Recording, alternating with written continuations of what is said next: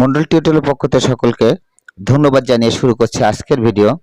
Summary লেখার সহজ ও সর্বাধুনিক কৌশল নিয়ে আজকে কথা বলছি আজকের এই ভিডিওটিতে। সুপ্রিয় শিক্ষার্থী, প্রদত্ত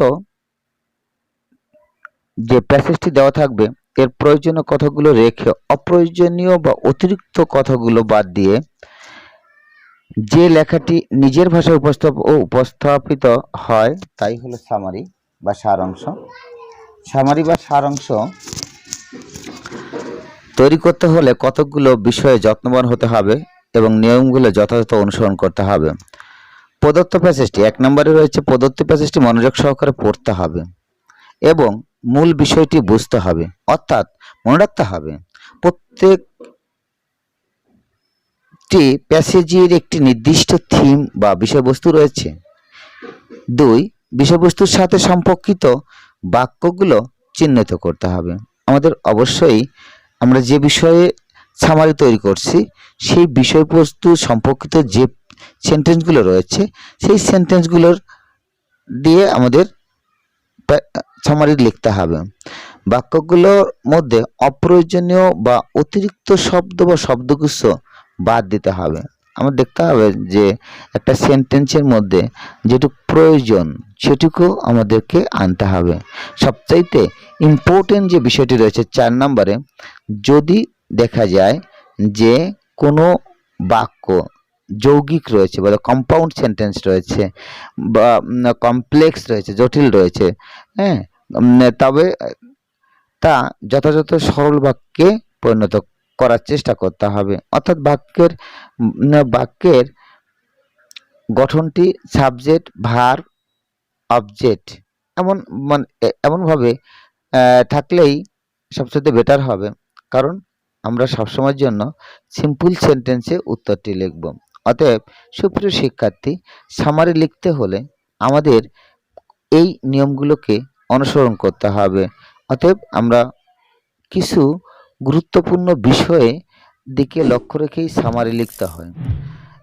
সামারিতে আরও আমাদের যে কাজগুলো করতে হয় সেগুলো হলো 5, সামারি লেখার সময় লক্ষ্য রাখতে হবে যে যেন প্যাসেজের বাইরের কোনো তথ্য সংযুক্ত না হয়ে যায়।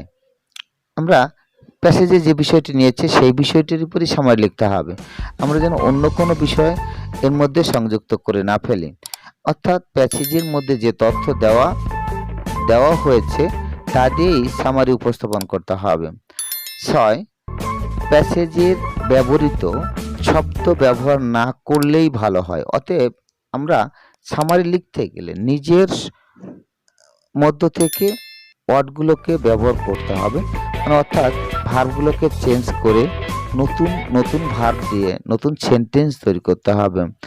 মূল প্যাসেজের কোনো তথ্য যদি ডাইরেক্ট স্পিচে থাকে তাহলে আমাদের সেটাকে ইনডাইরেক্ট স্পিচে লিখতে হবে। অর্থাৎ ডাইরেক্ট যদি থাকে, যদি সেটা প্রত্যক্ষ ন্যারেশন করতে গিয়ে প্রত্যক্ষ আর পরোক্ষ যে কথাটা বলা হয়েছে, প্রত্যক্ষ উক্তি এবং পরোক্ষ উক্তি, অর্থাৎ আমরা যদি ডাইরেক্ট স্পিচ পাই সেটিকে আমরা অবশ্যই ইনডাইরেক্ট স্পিচ করে দেবো। অর্থাৎ আমরা প্রত্যক্ষ উক্তিকে অবশ্যই পরোক্ষ উক্তিতে পরিণত করব।